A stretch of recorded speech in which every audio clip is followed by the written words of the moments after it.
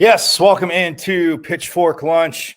I am Michael Caratanudo, and yes, at Diablo00 is where you can find me on Twitter. And actually, hold on one second.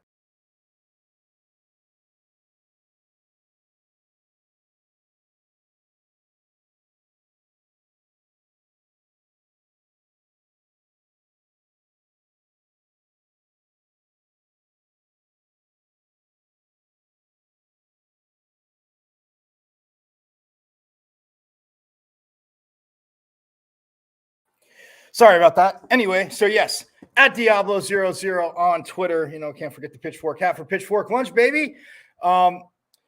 Yes, we are coming to you live on Twitter, on Facebook, and yes, on my YouTube. Please, please, please support Pitchfork Lunch. Get involved. Yes, I will bring you around Sun Devil sports, around Sun Devil Nation. What's going on? We've had great guests so far. Obviously, JJ Van Niel was the first to join us, the women's volleyball head coach. Territorial Cup rivalry tonight in Tempe is sold out. So, guys, if you didn't get your tickets, you can go down there and try the secondary market, but good luck with that. It is sold out. Mold Arena is going to be rocking tonight. I cannot wait to get there as the 12-0 Sun Devils take on, I'll say it for tonight, game day respect, the Wildcats coming up from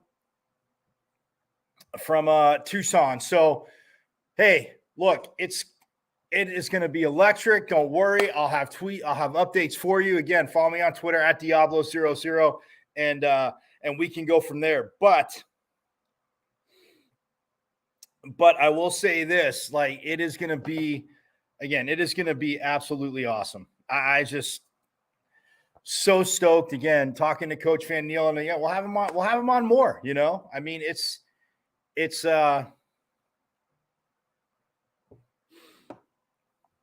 it's one of those things where when you look at it,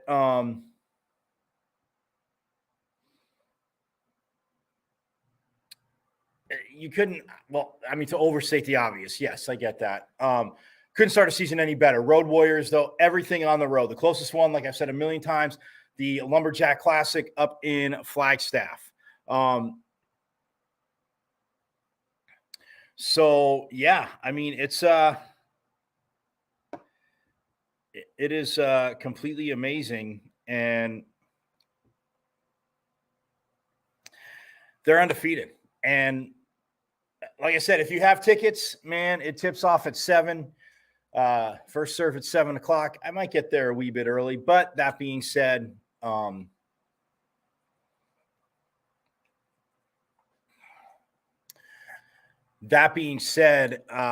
it's like I said, the first in Mullet Arena, obviously the hockey team's arena.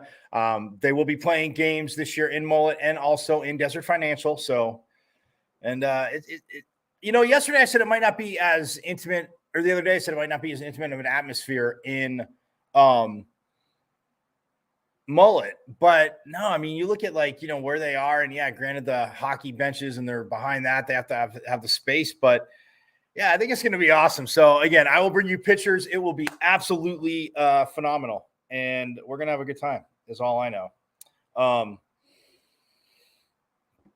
Also, don't forget, tomorrow night kicks off conference play for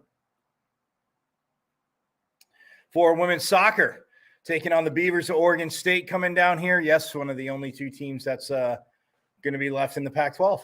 And them and Washington State both filed suit. So story for Pac-12 preview. But nonetheless, Oregon State, the Lady Beavers will be coming here to take on the Sun Devils Friday night, 7 p.m., Sun Devil Soccer Stadium. So you can get on out there. Again, I've talked about their defense. Coach Winkworth, he's very matter of fact. So to me, that's the awesome part. Like, it's, yes, he does mention he has a young team, but not for excuses. And when you see how this team has played defense, led by Miss Nels in goal, how they play defense and how they've just grown in these 9 games. I mean, they're 5-1-3. So just the one loss to a very good Texas Tech team. And it was 1-0. This team has not been blown out of any game. I mean, to get 5 wins, but they've had a few 1-0 wins. But just the way they're playing, and it's coming. And and Coach alluded to, kind of has to in conference play, and not that they're obviously their non-conference wasn't easy. I mean, you played a Mississippi State team that was a second-round tournament team last year, and I mentioned Texas Tech amongst others, but we'll get to all that. So it's exciting times, man. And there's swimming actually is going to get going tomorrow too. I will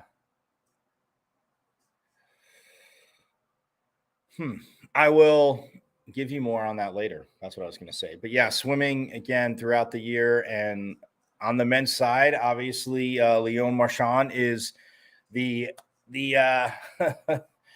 big draw, as you can say. What he did at his first 2 years, but what he did at Pac-12 championships last year at the NCAAs. He'll be representing France in the Olympics next year.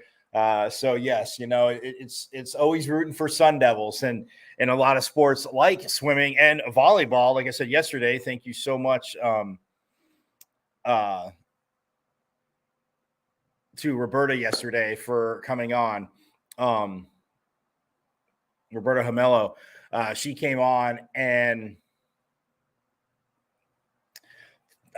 obviously talking about the team, the game tonight, but just her background. Again, Pitchfork Lunch, we're not about just all X's and O's.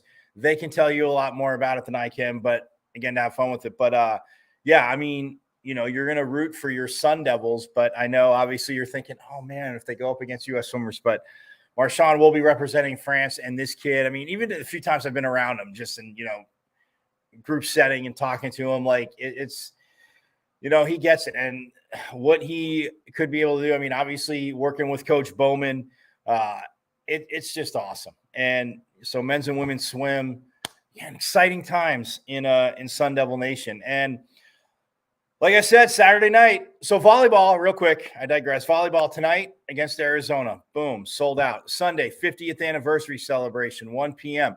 We'll find out tonight if that is sold out, but that will also be at Mullet Arena. A lot of alumni will be there. So again, Thursday and Sunday with volleyball, Friday with soccer, Saturday, football. USC comes to town, number 5 USC, the reigning Heisman Trophy winner.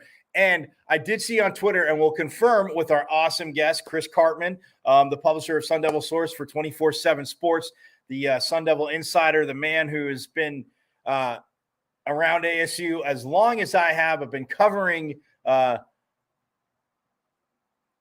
been covering a little longer than I have, put it that way. But yeah, I love having Chris on. I've had him on shows throughout the years. So again, he'll come on. We'll talk about that. But Matt Leinart was a reigning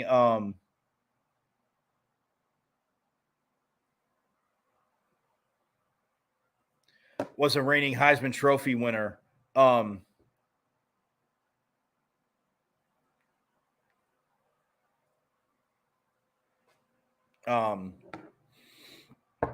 Matt Leinart was, of course, from USC, was a reigning Heisman Trophy winner, and I'll get clarification on that. But when I first saw it, because I had seen it, and I was looking around, and I was like, oh, I wonder if, literally, as I'm thinking about it, and I'm sure I probably should have thought about it earlier because I've been talking about how Caleb Williams is the reigning Heisman Trophy winner for the Trojans. But I'm like, I'm wondering if, and I saw on Twitter, there was somebody posted a little conversation going, and I think Matt Leinart had won the Heisman. And then when he came back, he played ASU. So ASU has played a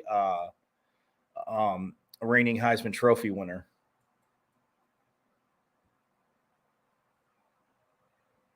So, yeah, that is what's coming to town Saturday night in Sun Devil Stadium. The last of their, not last of their home games, but the opening 4. Southern Utah was here, Oklahoma State, Fresno State, and now USC starting conference play. So they go to Cal next week, but again, we're not getting far ahead. We'll talk about all the battles and trials and tribulations that Kenny Dillingham has faced. And yes, being the youngest coach in Power 5 conference in college football. I mean, he is the youngest coach in college football, is Coach Dillingham, but again, has a great staff, support around him. Unfortunately, been hit by the injury bug. We'll get into that with Chris. But yeah, it's going to be exciting Saturday night. So again, tonight, if you got your tickets, if not, you want to try and go down, see what you can do. And yes, if you hit me up on Twitter at Diablo00, I really can't help you. I am sorry. I will be there covering. I have my credential. But I wish I could. But I've been talking about it. So look, get your tickets for Sunday, the 50th anniversary team. It's at 1 p.m. So it's early, but it's at 1 p.m. They'll be taking on UW. The Huskies will be rolling into town. So get your tickets for Sunday. They're going to honor the 50th anniversary of women's volleyball at Arizona State. So yes, forks up to that. But yeah, so I'm going to step aside when we get back. I'll dive a little bit more into volleyball and, talk about what obviously Arizona's done. I talked a little bit about it, but what Arizona's done, where they're at, and, what we should expect, and just kind of recap what Roberta Habello said yesterday. They're a 6-foot outside hitter again. So awesome to get to know her and a little bit and talk to her again about her background in Brazil and starting off with rhythmic gymnastics and all that good stuff. But we'll step aside, be right back, talk more volleyball here on the other side on Pitchfork Lunch.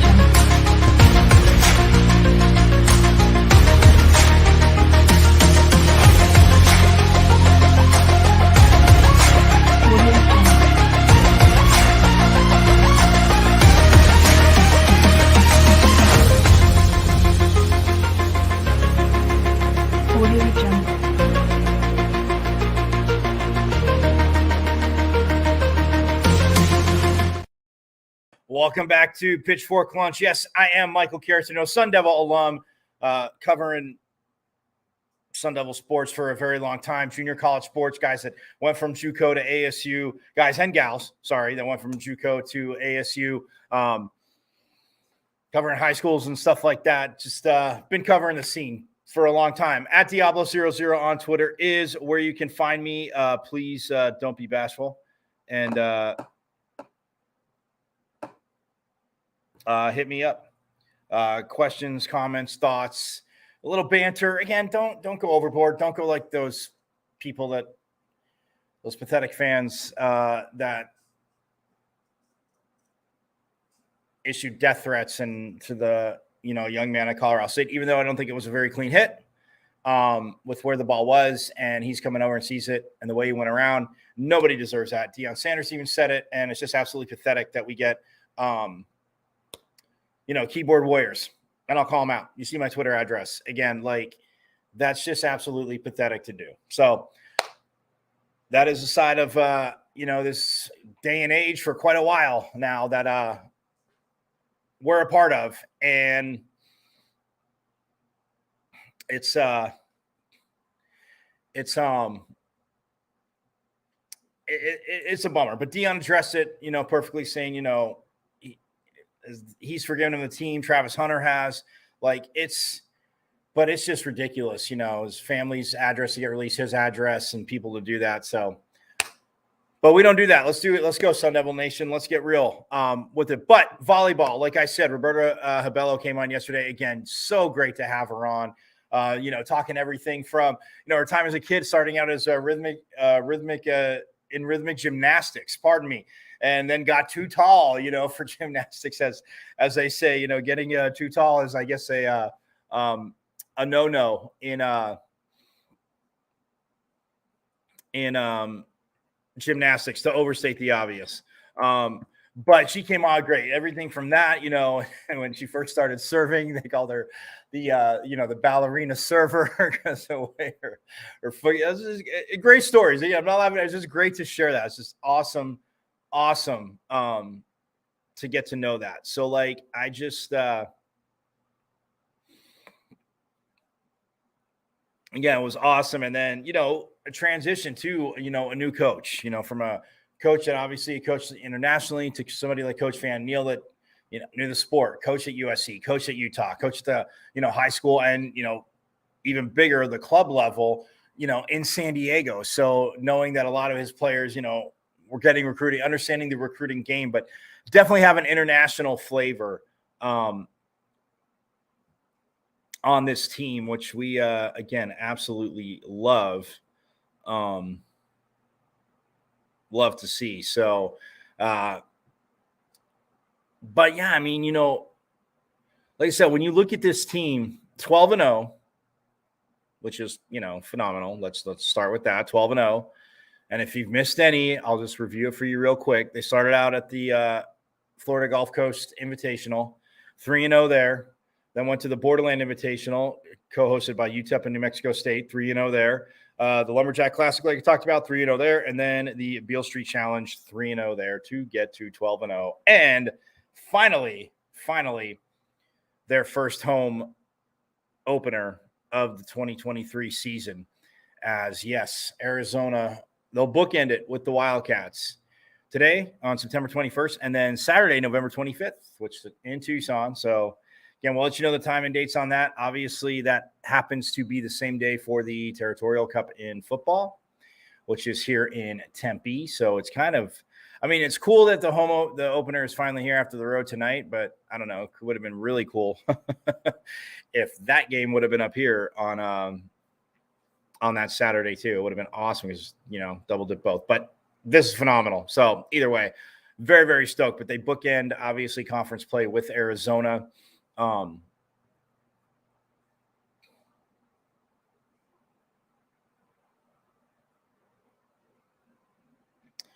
So yeah, it's that's where they're at. They're 12-0, and like I said, their win streak is at 12. Obviously, it's funny away games because in all the invitationals they played in or challenges,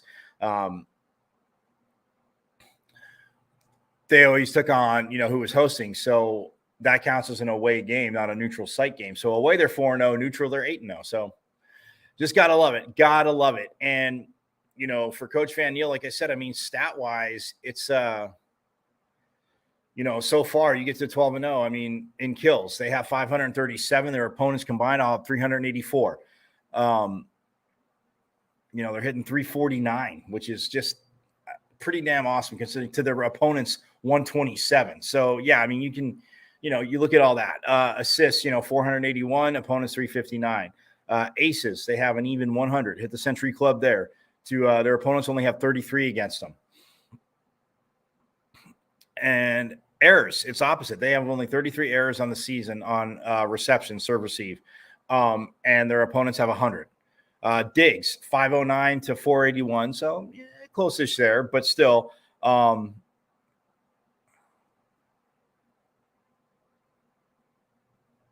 89 blocks to their opponents, 41 blocks.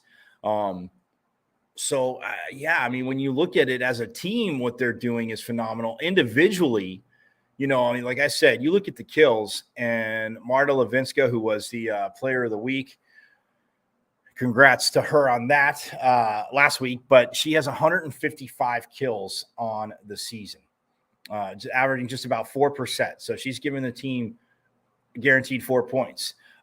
Jelly Sear has 131. She's at 3.5. So, I mean, if you want to, say 3, so that's seven, almost 8 points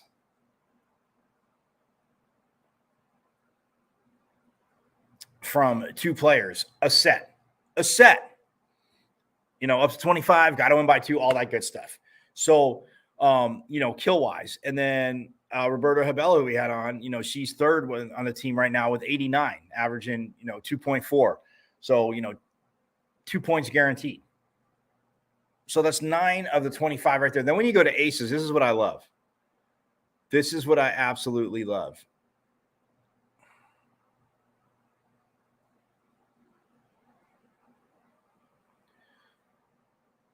Levinska has 24. Shannon Shields, again, phenomenal setter. Mentioned her a little bit yesterday, and we'll get to talk to her. Aiming to talk to her tomorrow. So we'll see how everything goes, but aiming to talk to Shannon Shields tomorrow. But yeah, I mean, she has 20 aces on the season. Mary Schroll has 20 aces as well. I mean, it's a team, like I said, that has 100 aces. So you figure that's 4 sets that they've won alone. So that's 1 match plus 1 set that they've won on aces alone. I mean, this is where when you start digging into stats, but this is where those numbers start to add up. How many aces are you dropping? And something like that. Are you consolidating and eliminating errors? Absolutely. This volleyball team has done that. So, guys, again, like I said, I know if you don't have tickets ready tonight, student section is going to be rocking. It is going to be rocking there. I will be out there early. Just because I don't want to deal with traffic, and I don't want to deal with traffic, and get a good spot to park. Get over to my seat. Life is awesome. So yeah, gonna get out there early and enjoy it, the atmosphere, stuff like that. So who knows? Maybe I'll bring you some. I'll talk to some fans, see what they say, see what they think if it presents itself. And I would just pop that up tomorrow.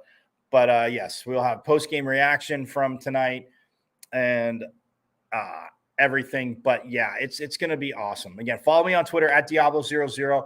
I'll stream post usually live on my IG, but I'll just share it, from that, share to Twitter, all the good stuff. It'll be all over the social media. So again, do not be bashful. But yeah, I mean, you look at, again, what this team has done. I mean, like I said, kill wise, when you have,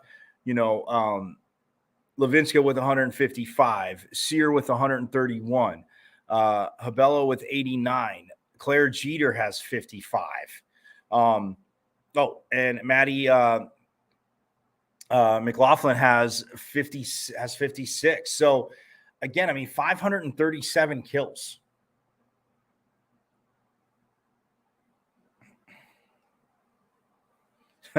I mean, it's and you've done a great job of, I mean, and you look at, when we look at Diggs too, because again, leading to that, Tina has 509 digs. Schroll playing libero, which you would expect. She has 140. So it's not, I mean, it's digging, but it's also, look at the liberos. This has been it's always one of my most favorite things as they're coming over to a ball. Yes, if it's right at them, even if it has a lot of pepper on it, which again, they usually do, they're guiding it to their setter. They're seeing where their setter's at. They're pushing the ball forward. They don't have that, the mishit on the dig. But even like when they're running, if they have to run it down, if it gets, or they have to, dive to their left or right, and just where they put the pass from that, to me, that is the absolute awesome part of it. So, I mean, but Schroll, like I said, playing libero with 140 digs. Sear is second with 80. Again, second in kills, but also second in digs. Or no, Sear is third. Shannon Shields has 83. Sear has 80. Levinska has 62. So again, not just delivering the kills. You're not going to be a 6 rotation player if you can't chime in and play defense in volleyball. Yes, I know you volleyball fans know that. Just stating that for you, but man, this is going to be an exciting team. And if they were 6-6, I would be saying the same thing. Yeah, I mean, would the energy be a teeny bit different if they were 6-6? Obviously, it's human nature. But still, a new coach on the actually, it'd probably be the same. I contradict myself. I correct myself because it would be the same because new coach didn't have a schedule. Learn that. Yes, had 9 returners. And by the way, I kept saying 5 returners. Not 9 returning starters, obviously. Well, there's only 6 in the court, but there were 9 returners from last year. So, and I didn't count Shannon Shields because she had transferred back from Louisville after her first year at Louisville. So anyway, nonetheless, just saying 9 returners from last year, but a new coach had to put together a schedule, brought in quite a few transfers. Yes, you have those returners, but still, and a freshman that came in.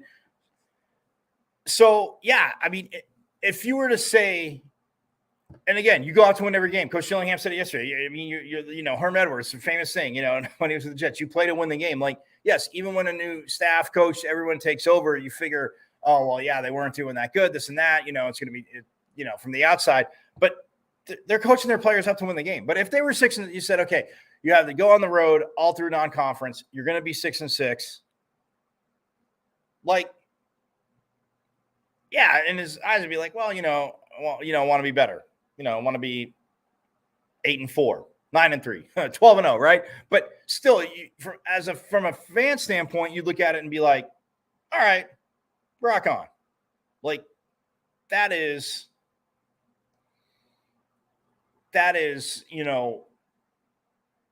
obviously the sign of a good coach and the culture, and obviously his knowledge as a coaching staff. Yes, the talent of the players always goes a long way.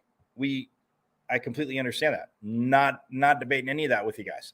Just saying 6-6, you'd be like, all right, open it up. We got to start conference play good. 8-4 or 7-5, you're like, okay, 8-4, 9-3 and up, obviously to 12-0. Now 12-0, you're like, hey, well, you put these expectations on you. But like Roberta said yesterday, it's great to be home finally, not have to worry about sleeping in a hotel and, can you fall asleep in that hotel? Everybody's different like that. So, well, I'm going to step aside. When we get back, we will start talking football and should be joined by Chris Karpman here on Pitchfork Lunch.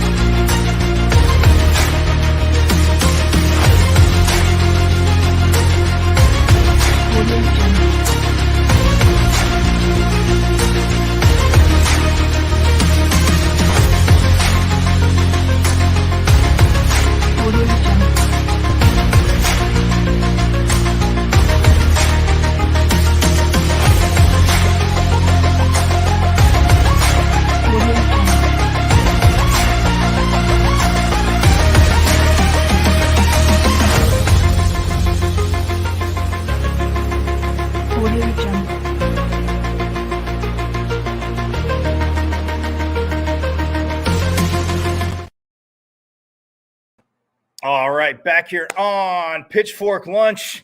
And yes, I am Michael Caratino at Diablo00. You saw the National Scouting Combine for players that don't get invited to the NFL Combine. These guys have been doing it 12 years.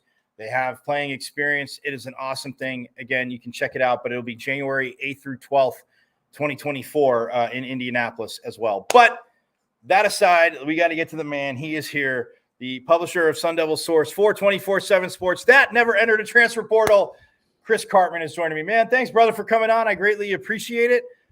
Your first time on here on Pitchfork Lunch. Was out of volleyball yesterday, be out there tonight, but I'm excited to talk football with you, even though it's been a new coach, new staff. Yeah, everybody gets expectations, but a lot of texts I got from people. They want me to have you start with the obviously the injuries, the mass unit that has become this team, and it just seems like they've been. I mean, other teams have them, Chris, but it just doesn't seem as much as the Sun Devils.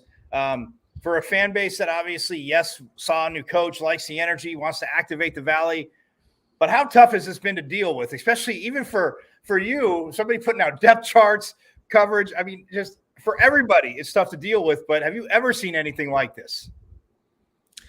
Well, first of all, glad to be on, Michael. It looks like you got more ASU stuff going on in your screen than I thought would be remotely possible. I'm kind of surprised that you don't have like Sparky sitting on your shoulder or something like that.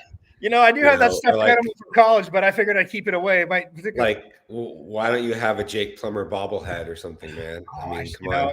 I'm working on the stuff. I'm just trying to get people as pumped as I am. But no, I appreciate that, man. Yeah, so we just recorded our preview podcast for the game earlier today. We went over the injury report, so that gives a lot of I have a recent history of doing this. So basically, look, there are definitely more injuries than any time that I've ever covered the program. Probably more offensive injuries than any time in modern ASU history.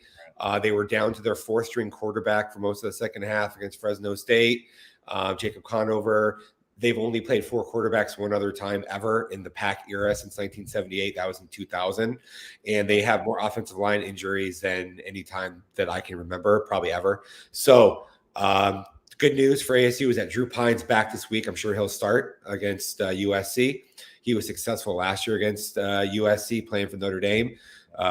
23 of 26 for 318 yards, 3 touchdowns, 1 interception. Of course, played behind a great offensive line, great tight ends, and blocking, protecting, all that. So Trenton Bourguet, he's probably not going to play, but he's not going to be out a very long time.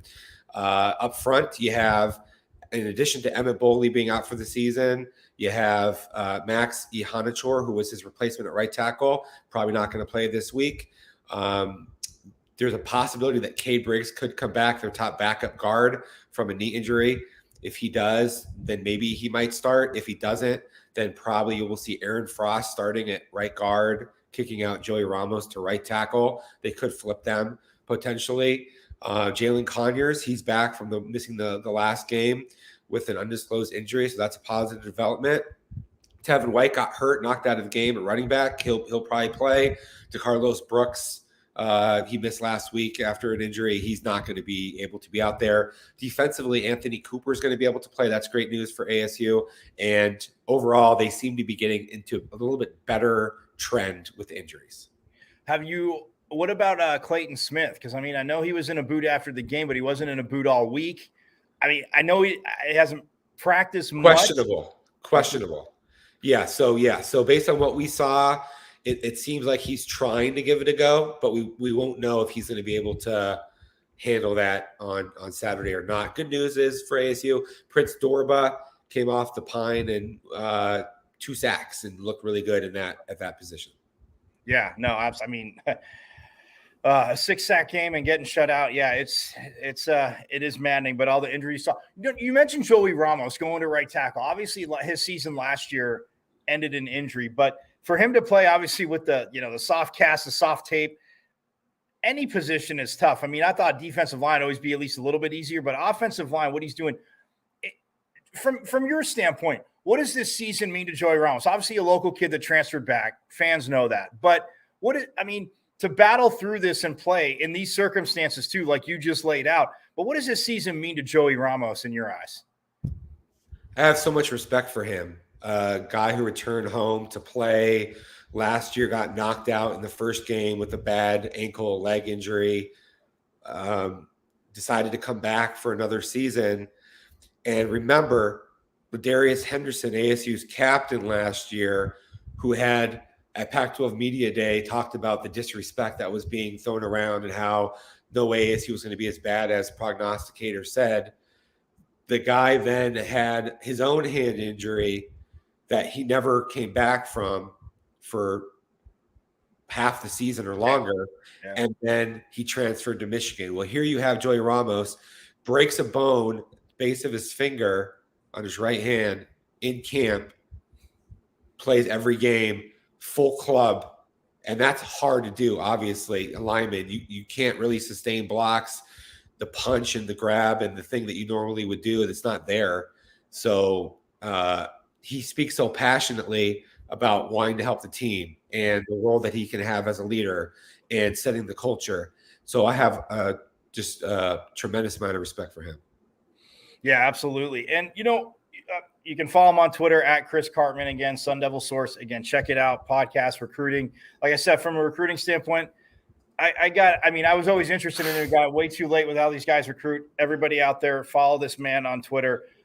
You'll know who's coming to visit, where they're going, transfers, everything. But when you look at Kenny Dillingham, obviously, and what he inherited, what he wants to do, what he's done now. I mean, you put out there earlier, he's been involved calling plays this week. And I asked you a question. I thought, man, do you almost think it's maybe panicking? And, they talk about staying the course and dealing with what they're dealing with. But I mean, he was a great coordinator, and you put this out. One of the, I mean, you put out many great things, believe me. But one of the best things I saw you put out was when you said, you should have to be a top tier, at least have success as a coordinator before you become a head coach. Because some people have skipped around, some people may have been position coaches, and I get what you're saying. Because I looked at that and I said, well, and I'm like, you know what? He's making a lot of sense because you're in charge of one side of the ball as a coordinator, and then to be in charge of the whole team. But for Coach Dillingham, coming in and now calling plays this week, do you like it? And what do you expect to see? I mean, we know the plays aren't. I mean, obviously the play sheet's not crazy changing, but do you like it? And what do you expect to see from this, like you said, banged up offense? Yeah. So first of all, the one caveat that I would say to that is if you have already been a successful head coach, then I give you leeway. Right. But what needs to happen, the reason I feel the way that I do is how can you talk scheme and understanding how to attack opponents and how to mesh the cohesively offense and defense unless you have this ability. You have to have a very high level understanding of X's and O's to be able to hire coordinators and build staff. So that's one. Now, ASU, very importantly, needs to be able to have success with quick plays. Okay. USC runs a cover 4, primarily match defense, and then some man. And what that defense allows for is a lot of underneath quick passes.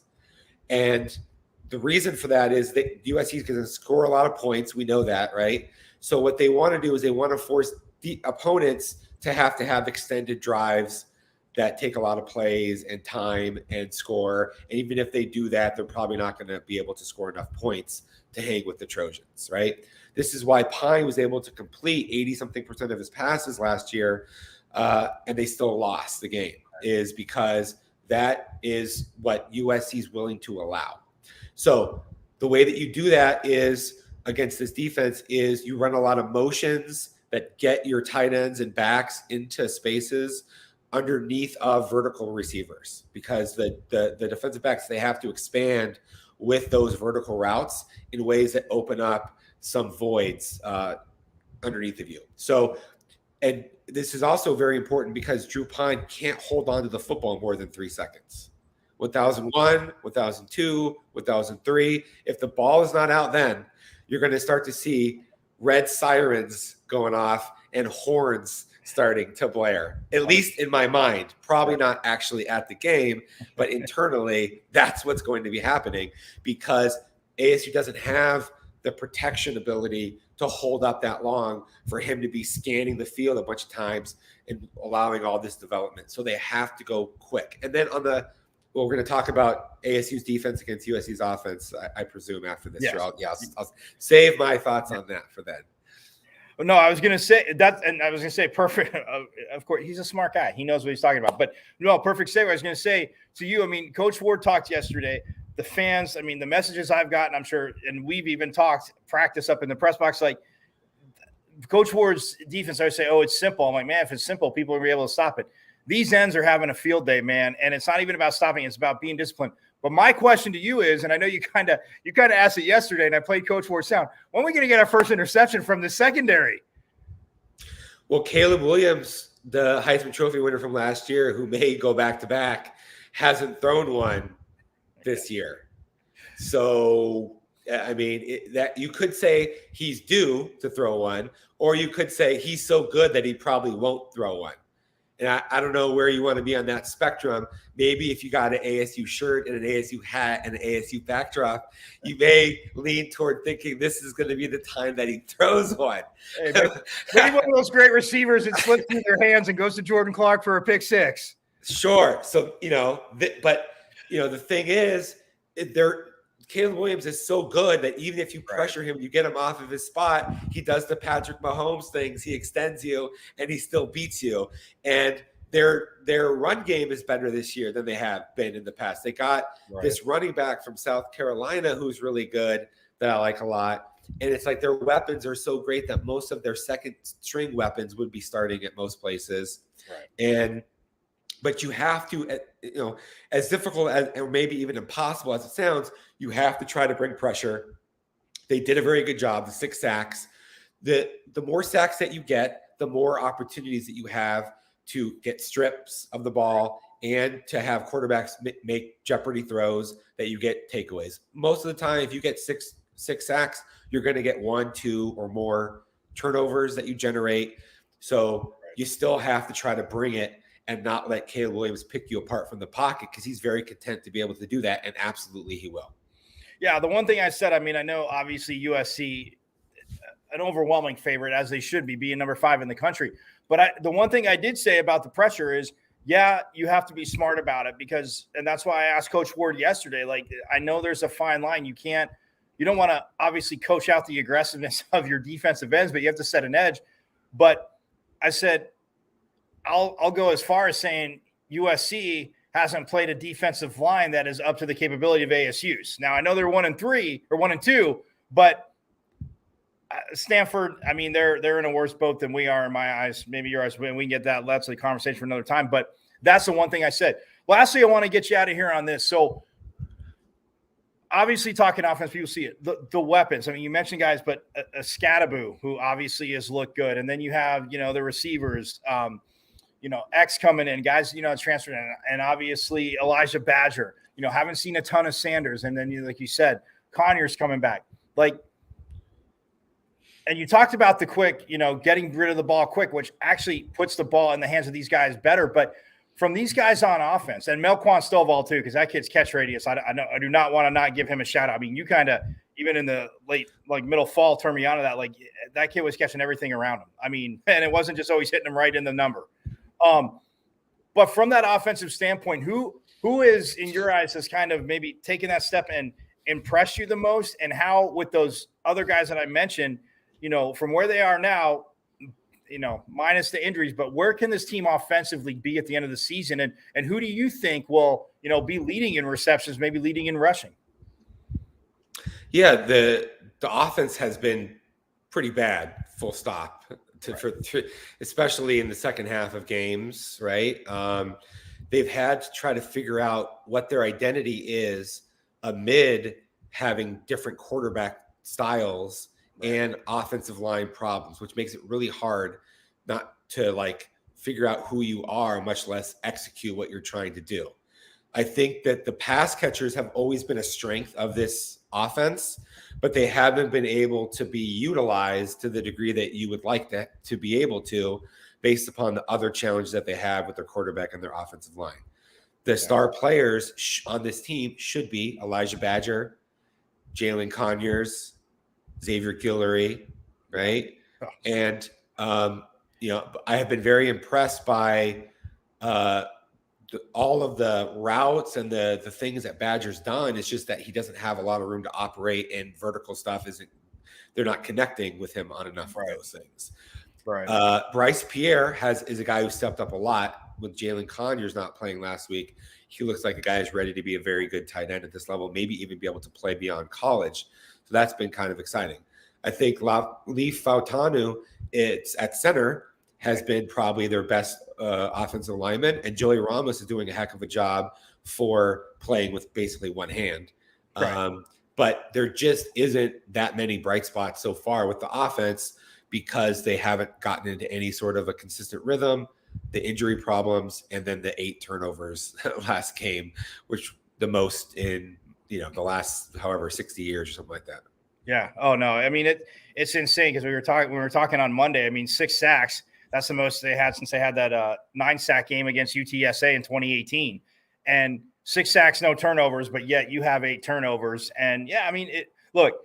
I told you this is my homer show. It is frustrating. I do talk about it, but when an offensive line starts to go down, and people say defensive line, I've always said, as much as I love defense, if the offensive line starts going down and you become a machine, especially at the college level, not that guys, people say, well, it's next man up. Everybody always hears that.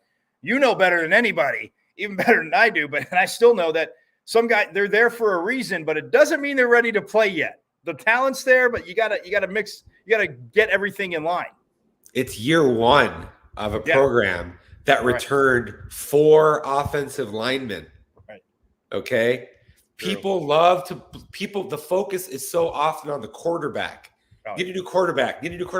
Everybody thought Rashada, he's not that good. You got to go with the backups. Then you saw the backups didn't do good. Right. And a lot of this, by the way, Trenton Bourguet's his only interception was caused because the left guard missed the block and he couldn't step into his throw. He doesn't have a laser arm, so he underthrows the ball. The Drew Pine's second fumble that he lost was caused by Aaron Frost in a twist action, not picking up a stunt, basically, and a free runner going at the quarterback. So the bottom line is you have to be able to protect. It's the difference between success and not success. Drew Pine knows that better than anybody. He had success, 8-2, great protection, everything working well. Then you come to ASU, oh my gosh, I'm scrambling for my life. I have to get the ball out a lot faster. Night and day difference. Yeah. No, like you said, for Leaf, I knock on wood every day because it doesn't take, I explain to my friends, like, even in fantasy football, like, I think you can appreciate this. When I'm drafting a quarterback, I'm like, who's the center? Like, literally, I'm that nerd because to your point, like, yes, can he get hurt, but has he played through stuff? What's he doing?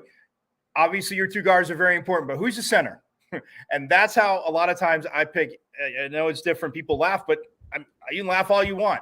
The fact that Leaf stayed healthy, I'm with you. That's been absolutely awesome. My brother, thank you so much. I will see you Saturday night up in the press box. And who knows, hopefully they can keep it close.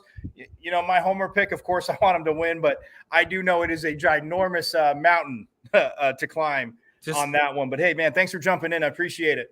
It's my pleasure. Just next time, think about maybe some maroon and gold face paint or some sparky stickers under the eyes or eye black, something like that. All right. For you, only for you, I will do it. I'm going to have Tim Healy on tomorrow. I won't do it for him. I'll only do it for you, Chris Karpman. All right. Thank you, buddy. All right. See you, buddy. See you next time. Oh, he's the best, man. I love that kid. Been covered. But you hear him. I mean, just look at the and you're seeing it. Breaking football down simplistically, but everybody says, and you do focus on the quarterback. But if you don't have a line, fast forward to the NFL. I love Derek Carr. David Carr, though, his brother, phenomenal coming out of college. Like, you saw the arm talent, everything, could make the throws. Dude, the Houston Texans got him sacked more times in half a season than Peyton Manning got sacked, I think they said in 3. In 3 seasons. Yeah, that right there, 3 seasons. So that's what I'm talking about. Like, it of course is be one of 11. You always hear that. Do my 111th. Do my 111th. Everybody does their 111th, then you're doing 11/11ths. Boom, you're a team. Makes sense. But when it comes from up front, I'm telling you right now, it's going to be tough. But yeah, I mean, broken down. Look, USC, we know they have a talented offense, but defensively, ASU I think can cause some headaches. Do I think USC is going to score? Yes. Yes. But to Chris's point, I mean, can they get to Caleb Williams? Can they at least maybe force him out of a pocket one way, get a sack? He rushes a throw. It goes through somebody's hands. Because I will say this, look, they played Stanford, they played Fresno State, and they played not Hawaii. Oregon played Hawaii. Oh man, I always get them all confused. My apologies. So they didn't play Fresno State, sorry.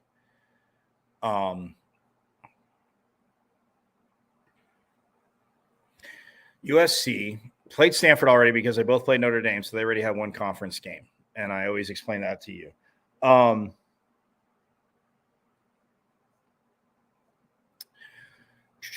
Southern Cal, their schedule. They have played San Jose State. I'm sorry. I know I said Fresno because ASU played them, but San Jose State, Nevada, and Stanford. And they had a bye last week. Even worse, they're coming off a bye. So, yeah, 2 weeks to get ready for this mass unit, which is ASU. But it was 56-28 was the final to San Jose State. They beat Nevada 66-14 and Stanford 56-10. Here's the thing with that, right?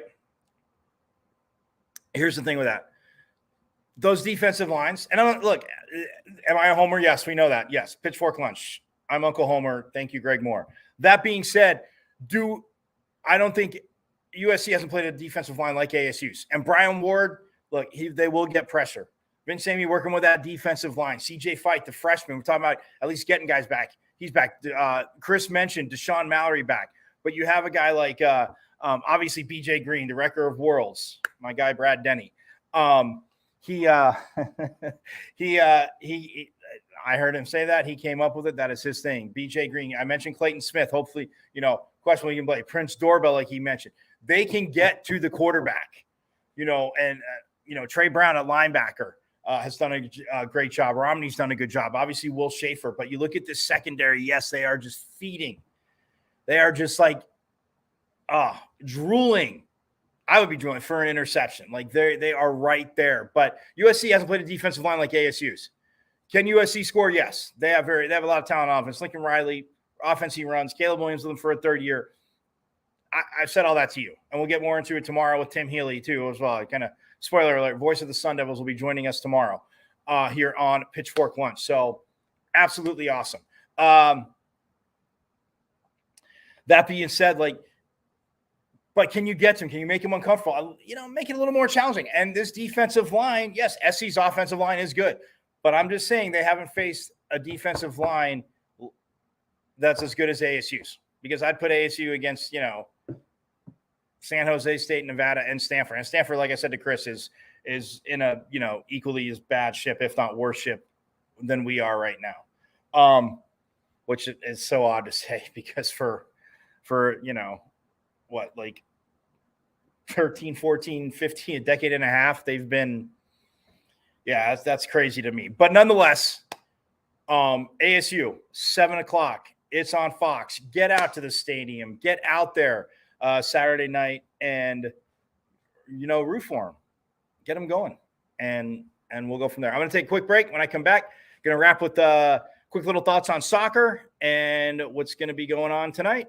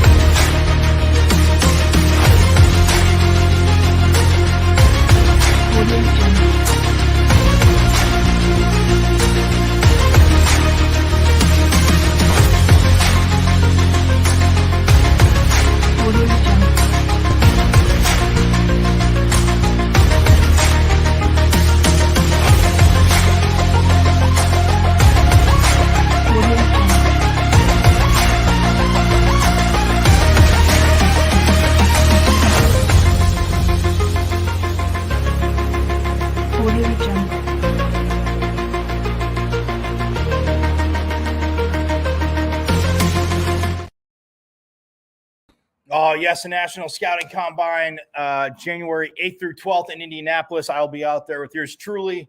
Yours truly will be out there with Eric Wilson, the big guard Ty Ray. Yeah, where you at, Ty Ray? Supposed to be rolling up. I know, big guy. You're gonna roll. You're gonna roll up, huh?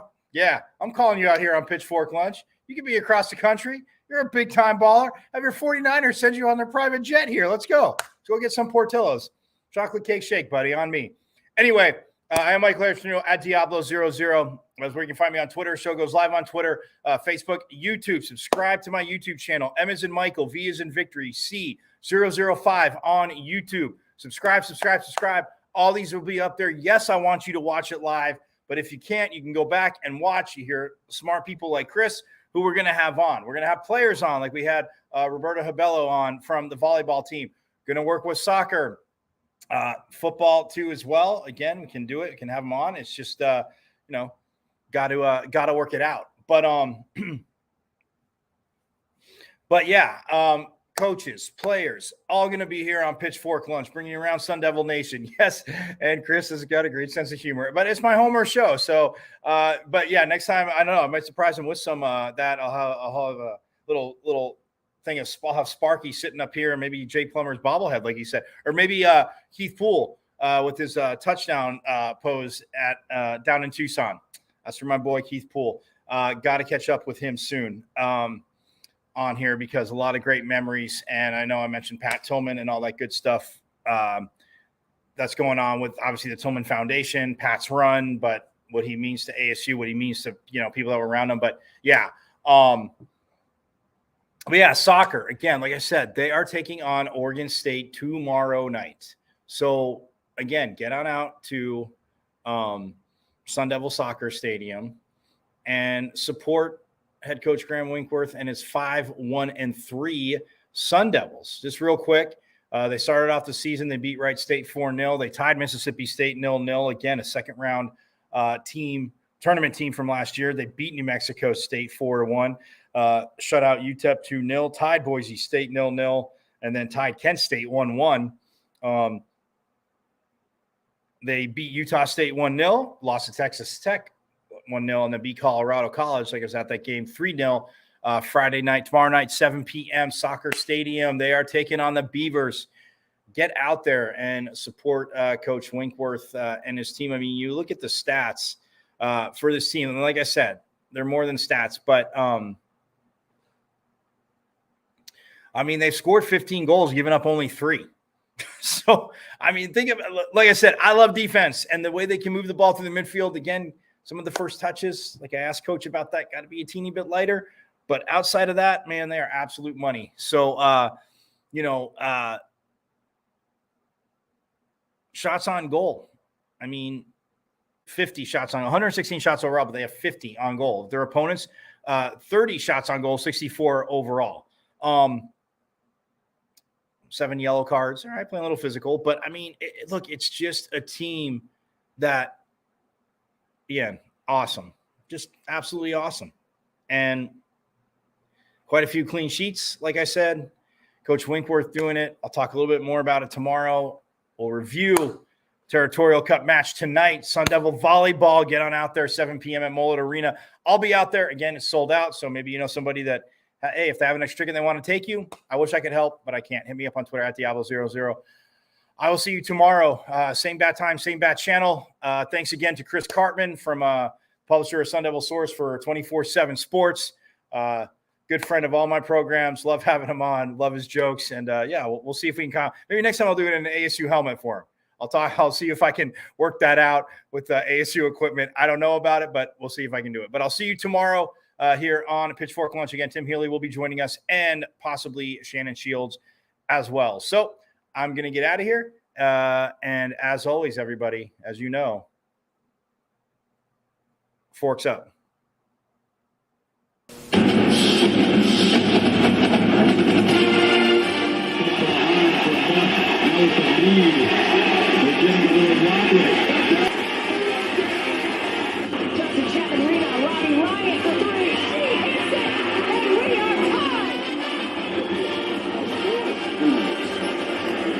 Johnny Walker, matching up against control. His shot, Bruce Moore they score. They tie the game up 2-2. Some drives out for Robbie Ryan. Her three right on the money. This is Taya Hansen for three. Other side of the rim with a pretty reverse. Wow. 5 seconds to go. Find Hawk.